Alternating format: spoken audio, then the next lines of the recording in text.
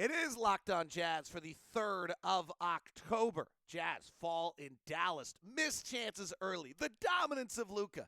The zone defense causes an offensive slump and a few zeros out there off the bench.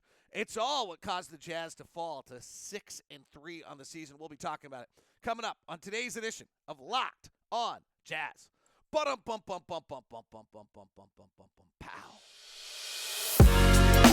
You are Locked On Jazz, your daily podcast on the Utah Jazz. Part of the Locked On Podcast Network, your team every day.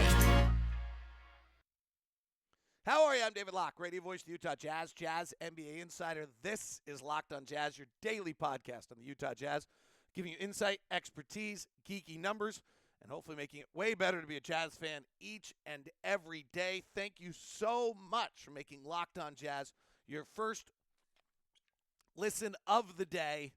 We are free. We are available on all podcasting apps as well as on YouTube, and we are live. If we are live on YouTube some days of the week and postcast after every game. Hope you're great. Thanks so much for tuning in. I'm in my palatial estate of a hotel room here in LA.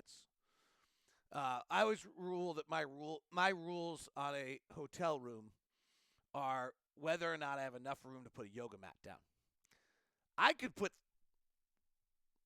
3 yoga mats down in this room. Is like, we're here for 4 days. The weather's beautiful in LA. So this is kind of great. And I have an awesome dinner reservation tonight. And my wife's coming to town. It's all good. So I'm happy despite a 103-101 loss last night, or 100 loss to the Jazz. Interesting to me, and maybe I'm totally wrong on this, but when I went through what I'll do is after a game, I'll write down my notes for the show and my thoughts. I used to do Empty the Noggin. I probably should get back to doing it. And I went all my notes. I didn't have the final play in any of my notes. Like, a little bit of my thought is if you're down 3 with 3 seconds left and you're inbounding the ball, you've actually already lost. Like, that I really is kind of my feeling. Like, now, if you somehow do what the Lakers did last night and hit that shot, and we see it feels like it happens all the time, but I think your win probability at that moment, and I actually looked it up today, so if there's 3 seconds left and you're down 3 and you have the ball, your win probability is 3.8%. So I don't really find the last play, to me, the way I view things, that relevant. Andy did a really good breakdown on Triple Team, which he always does, on the last play. And Sarah is doing amazing work this year and is just so fun to be around, by the way. I told Sarah yesterday, I was like, you're really enjoyable. She goes, I'm an enjoyable person. I was like, oh, okay, you are. She is. And so, yeah, I don't have many thoughts on that last play. It wasn't even in my notes. And then I never finished that thought. Sorry, I'm kind of all over the map. After a game, I write down my thoughts, stuff, and then I'll go read everybody because I think Andy and Tony and Sarah and Eric and Ryan do amazing work. And then at UtahJazz.com, we always have all the sound and all the great stories as well from the other Ryan. And so I'll go catch all that and see if someone's got a thought of something I didn't think of. My notes on last night's game were really, really incongruent to where everybody else's stories were last night. Maybe the most of any day all year. And I don't know why. So I find that. So the biggest thing to me about this game, and Ron really pointed this out while it was going on, was the second quarter. So Dallas is just not playing well. Dallas is not making shots. They're not playing well. They're not in a rhythm. They're not going. And we miss a bunch of opportunities to take the game from like 13 to 20. And I don't expect like you to win by 20 very often, but the Jazz had played this super gorgeous first quarter. And had really had a chance to win the game in the second quarter last night and didn't get it done. Now, somebody in the win probability world would probably tell me, I use that as my example, that I'm talking about maybe something that doesn't move win probability. I don't know. But as I watched the game and the flow of that game, that's what jumped out to me. Was that in the second quarter, the Jazz are up 12 with 9:27 left. Beasley misses a three. Rudy Gay misses a three. We turn it over. All of these with a chance to take us up to 16. They score. They cut it down to 8. Dwight Powell comes in and kind of changes the game. And it's 10 points when Luka comes back.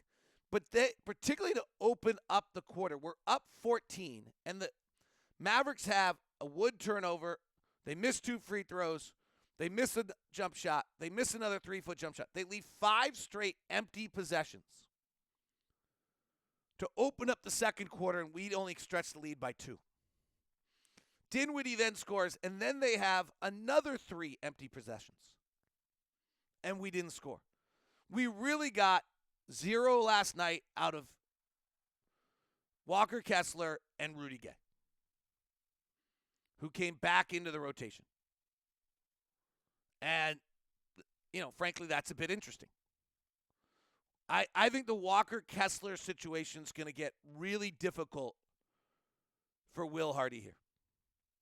Because what actually happened when Walker Kessler got sick is that Lauri Markkanen played crazy well as a backup center. And the team played really, really well, I thought, with Lauri Markkanen as a backup center. And we want Walker Kessler to play, and we want Walker Kessler to develop. But last night, Lauri Markkanen, I don't think, really plays backup center. Unless maybe he played it for a stretch of about 2 minutes in the second quarter.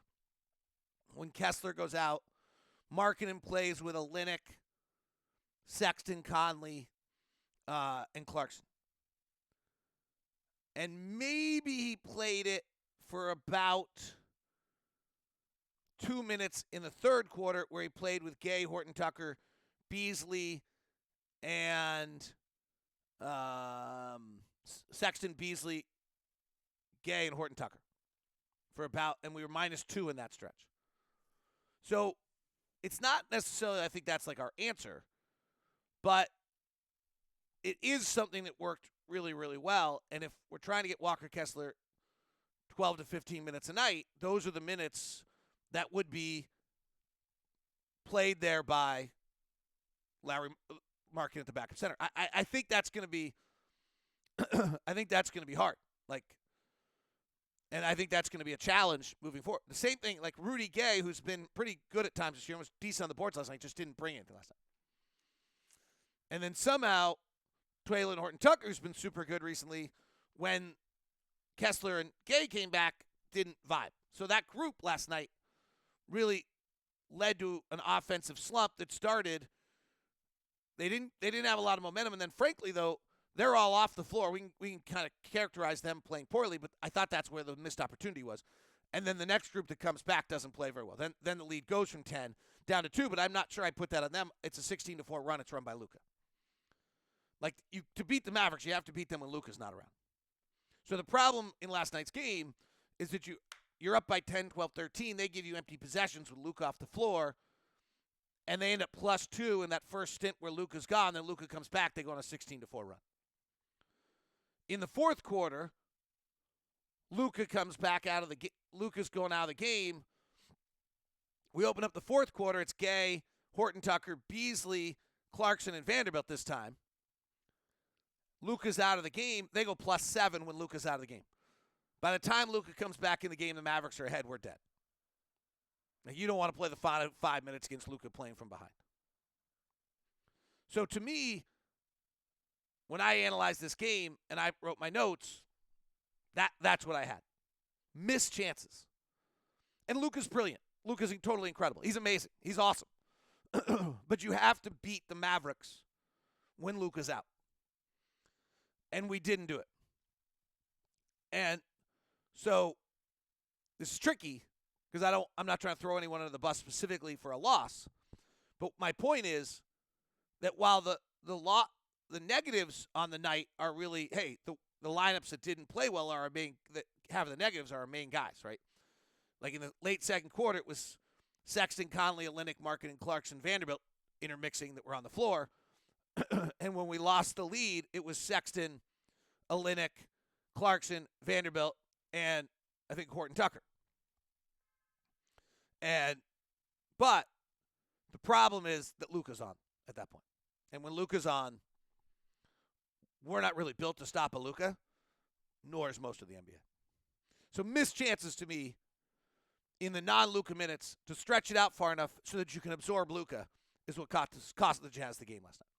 The offense, totally brilliant, then went south. We'll talk about a little bit of what happened last night, some interesting little notes on that as well. Thursday edition of Locked On Jazz today is brought to you by my friends over at Murdoch Hyundai, located at 4646 South State Street, also located in Logan and in Linden.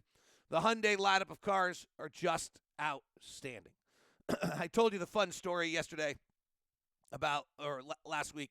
I work out over at Park City Gym, super group of people, and one of the women was walking out the other day, and she got into her Palisade, and I said, "Oh, how do you like it?"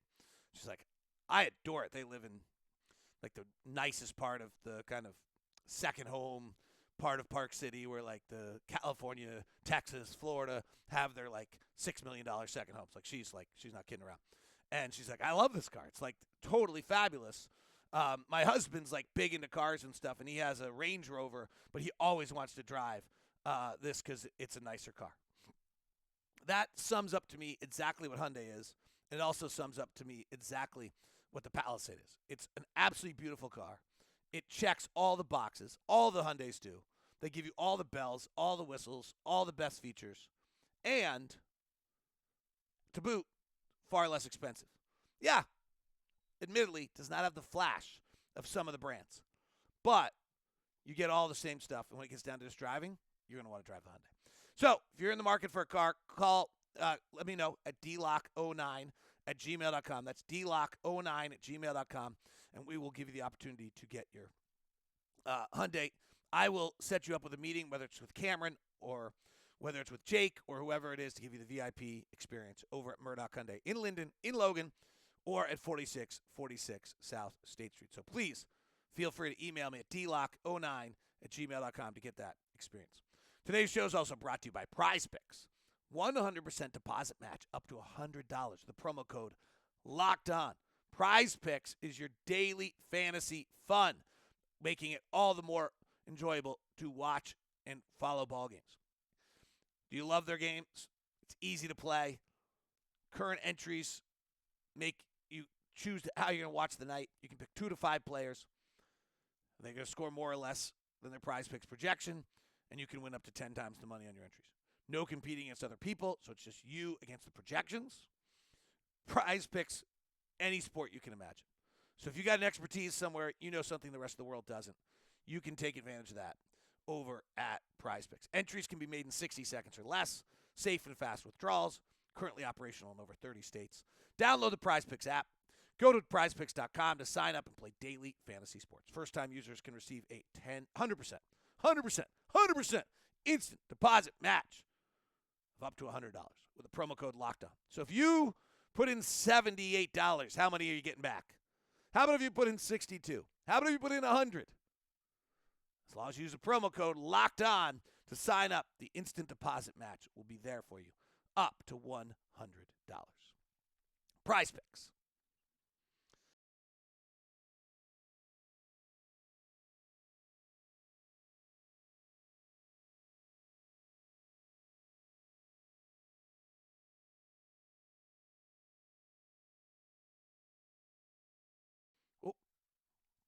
The offense fell apart last night, which we have not seen a great deal.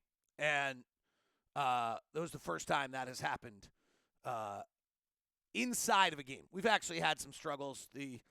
Coming into those two Memphis games, I had a bunch of notes. The three-point shooting, it kind of left us. What happened last night was in the second quarter, we went 0 for 7 from 3, and in the fourth quarter, we went 0 for 4 from 3. So suddenly we actually didn't get threes. And Jason Kidd and the length of the Mavericks, interestingly, were able to do the exact same thing to the Jazz now as they did to them in the playoffs. If you remember in the playoffs, the story was these two high volume three-point shooting teams. These two teams had denied three-point shots. And then Quinn Snyder's Jazz could not get three-point shots off against the Mavericks. And the Mavericks were still able to, because of Luka, were still able to get all these threes off against the Jazz. It was kind of a crazy, stunning thing that we could not get threes. We became incredibly off the bounce three dependent, even struggled on those on our switches. Last night, kind of the same thing happened. So some of this is you just got to give a lot of credit to the Mavericks. And actually, I do want to give a lot of credit to the Mavericks last night. To me, the Mavericks won last night more than the Jazz lost. And here's why. Reggie Bullock hit the three. Will Hardy had a super interesting comment the other day. When you're playing the greatest players in the world, you have to make a decision of how you're willing to lose. You would ideally not give up that corner three, but you know what? You got the ball out of Luka's hands. You rotated to Dinwiddie. You made Dinwiddie they made one good pass there. You made them make another good pass. They had to make two good passes, and Bullock, who had not made a field goal all game long, had to hit the shot. Okay, if that's how you're going to lose, that's how you're going to lose. So give Dallas credit. There's a play. These are NBA games are not decided by as many points as we think. There's small, little margin plays here and there that change how NBA games come out. 3-point margin last night. So you can go probably find a collection of 12 plays that went, and 7 of them went to the Mavericks, and 5 of them went to the Jazz. And Dwight Powell was a whole lot about it. So that's my second thing. Dwight Powell made every little play imaginable. What's interesting, I was talking to Isaac Harris of Locked On Mavericks before the game. I'm like, why do you not want to play? Why is everyone trying to not play Dwight Powell? All my numerics have the Mavericks as really good unless you don't play Dwight Powell, and then you're not good. Dwight Powell played 19 minutes last night and was outstanding. Mike Conley had an open three, left side. Beautiful play by the Jazz. Absolutely outstanding.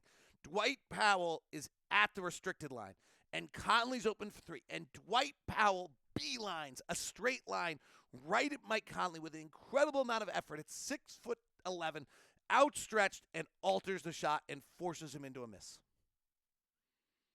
These are the same plays the Jazz have been making to win games.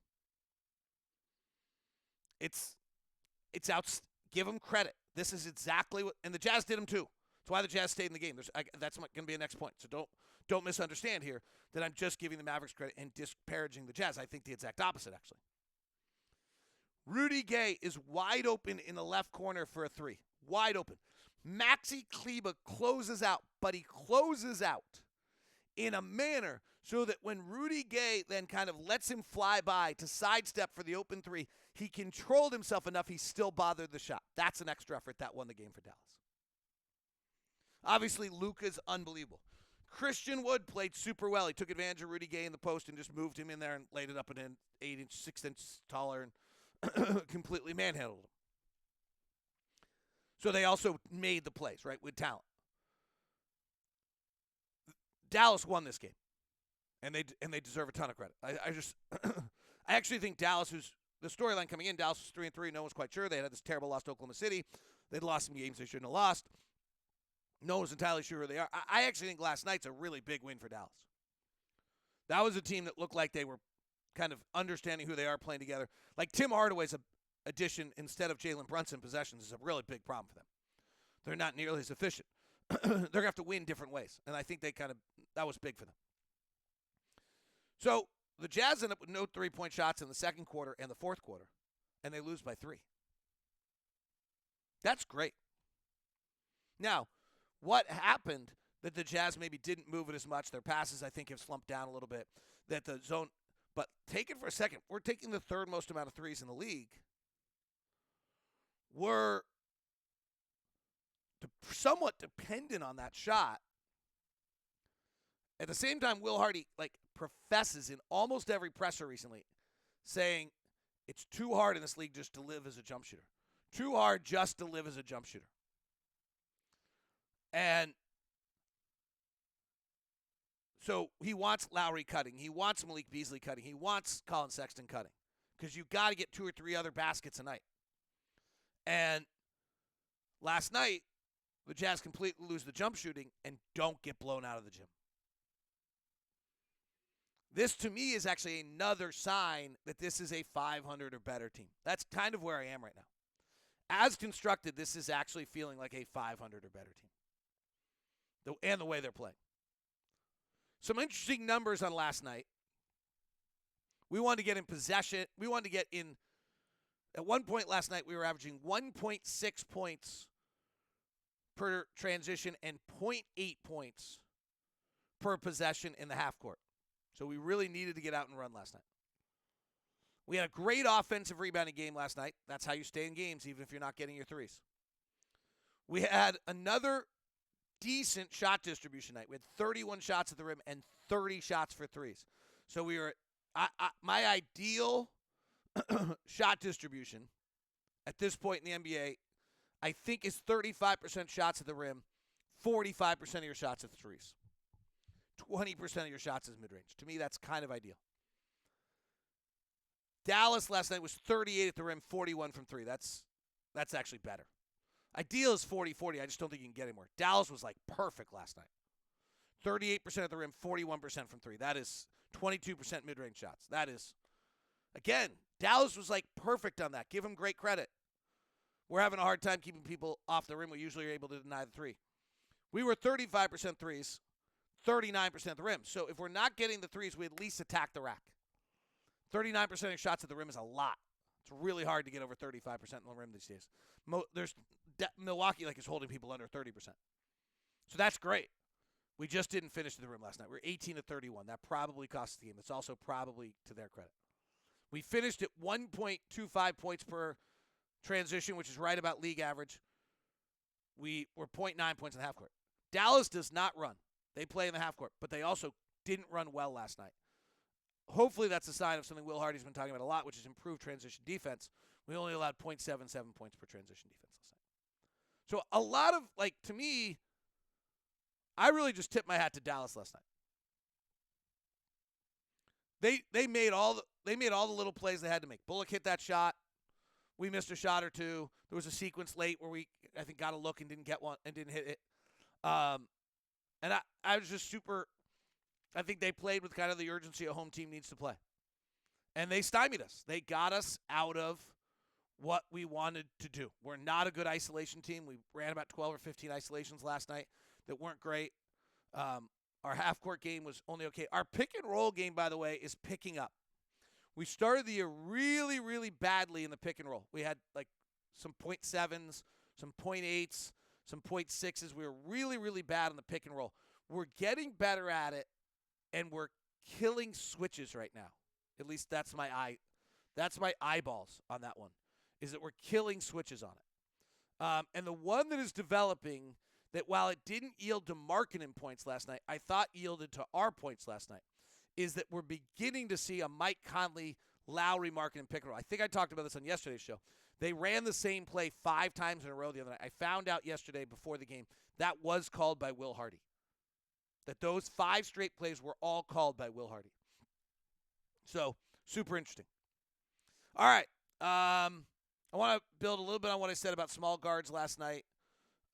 We usually do kind of a check around the league early in the week, and I didn't do that, and I thought I might just do a quick little check to kind of give you where teams sit in the league. So that's all as we continue here on today's edition from Los Angeles of Locked On Jazz. Thanks so very much for making Locked On Jazz your first listen of the day. I have a question. Do you guys all do numbers by athletes? So one thing I have to do, when I'm doing a show, is mark down certain timestamp things. And I don't have a pen or paper. I don't have a pen in front of me right now. So I had to just remember 24:33. What's 24-33 to you guys? So that's Kobe, Larry Bird, right? Right? In YouTube, 24-33, how would you remember it? 24-33, how would you remember it? Every room number I do this with, though my room number right now, which I'm not about to tell you, I don't need anybody showing up. I didn't think you would. I got plenty of room, though. I got 3 yoga mats. We could have sleeping bags and a slumber party. Never mind. Just kidding. God, I'm out there today. Oh, why do I do this show every day and reveal my soul? All right. So Thurl was laughing at me last night. You want the most unusual experience you can have is being on the bus, Thurl sitting behind you, Thurl, knowing Thurl's listening to Locked On Jazz, Thurl bursting out laughing, thinking to yourself, I don't think I said anything that was funny, which means he's laughing at me, and then having the big 6'11" arm of Thurl reaching over the chair, grabbing your shoulder like this, tapping you, and saying, Locke, you're something else. I got no idea what it was. So, I hope you guys are enjoying this show. This is too many time zones, lack of sleep, super fun. I talked about yesterday. I actually thought last night was really what I was talking about. Like, they went after Mike on like every possession, and Mike's great. As much as they could. And it's just super, super hard. I don't know what the final numbers came out to be last night. The Jazz did, I thought, a wonderful job and a better job than I've seen in a long time of protecting Mike. But I talked yesterday about how I really believe that the 6'1" guard is going to have a super, super hard time existing in the future of the NBA. And it's like the number one thing I'm seeing every night right now. So I think that's what Thurl was laughing at me for being overly grandiose on that, or overly. But I actually think it's true. Like, I'm watching, and I just think that this is the biggest trend in the league. Last night, Luka went 3 for 5 when guarded by Mike. Dinwiddie went 1 for 3. So Mike did a hell of a job last night to battle on that. And Luka had 5 turnovers when guarded by Mike. I thought the Jazz did a wonderful job helping Mike out last night. Mike did a hell of a job too. Mike is playing really, really well. It's just super hard. So that's my thought on that. All right, I wanted to take a quick second and just kind of check in on where the league is. And it's just really basic. But there are some teams that maybe not everyone's taking note on how great they are. So Milwaukee's unbelievable. Their differential is plus 12. Phoenix is plus 11. Cleveland's plus 10 despite 2 overtime wins. Toronto's plus 8.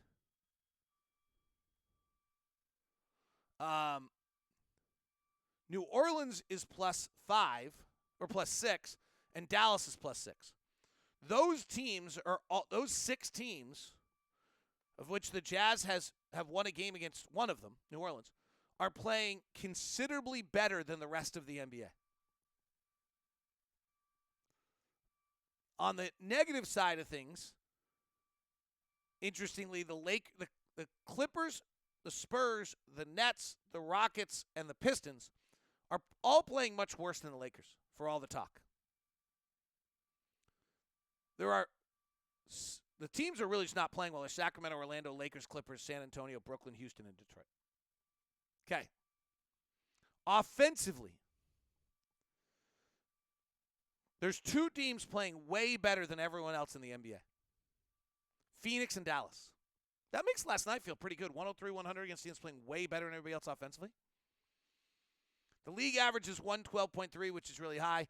There are 4 other teams that are 4 points or better than league average, which is notable. That is offensively. That is Memphis, New Orleans, Philadelphia, Toronto, and Indiana. Huh. And we've, interesting to see those names, right? Dallas, Memphis, New Orleans are all teams we've played. Our defense has been taxed. The teams that really are just not defending or cannot score right now are the Lakers and Clippers at a 4-5 points worse than everyone else in the NBA. Be interesting to see if the Jazz can shut them down too. The Clippers and Lakers literally just cannot score. Defensively, league average is 112.3. Milwaukee is 4.5 points better than the rest of the NBA. I stumbled on something the other night, and I mentioned it offhand and then went back to research it. It used to be in this league that you had to decide whether you were going to allow someone to shoot at the rim or threes. And Milwaukee was the team that had decided they were never allowing anyone to get to the rim. And they still are. They're the fifth best. But they're now the second best at denying threes. And they're the best at denying corner threes. If Milwaukee has really figured out a way to stop the rim and stop threes and stop corner threes, this is going to be a whitewash. Early indicator here, Milwaukee, not just because they're 7-0, but statistical indicators are so much better than everyone else in the NBA right now, it might be scary. Milwaukee is allowing 101.3 points per game or per 100 possessions. The next best in the league is 105.6, which is the Lakers. There are three teams defensively that are just way better than the rest. There's one team in the NBA that's so much better than everybody else defensively right now. It's crazy. That's Milwaukee. The next two are the Lakers and Cleveland. They're considerably better than everyone else in the league defensively. The teams that are just not defending a lick. Again, 112 is the number. Anybody over like 116, 117. Denver, San Antonio, Memphis, Indiana, Brooklyn, and Detroit. All right. Hope you like that. That is Locked on Jazz today. Have a great one. Thanks very much for listening. And make sure you make Locked on Jazz your first listen every day and Locked on Sports Today your second listen. Have a great one. Talk to you soon.